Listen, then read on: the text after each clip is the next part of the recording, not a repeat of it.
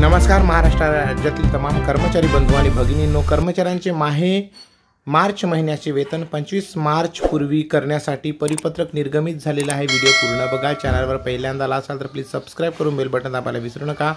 तर चला व्हिडिओला सुरुवात करूया।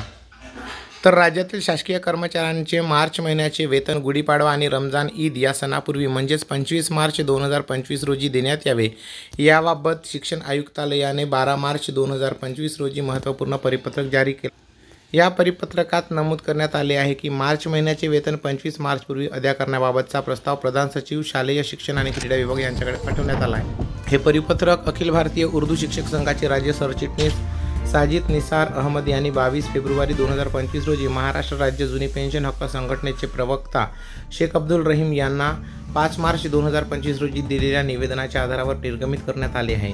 या दोन्ही निवेदनामध्ये मार्च महिन्याचे वेतन गुढीपाडवा आणि रमजान ईद पूर्वी म्हणजेच 25 मार्च रोजी देण्याची मागणी करण्यात आली होती।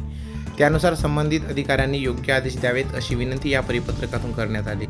तर ही होती आत्ताची बातमी। तुम्हाला कशी वाटली ते कमेंट्स करून नक्की लिहा।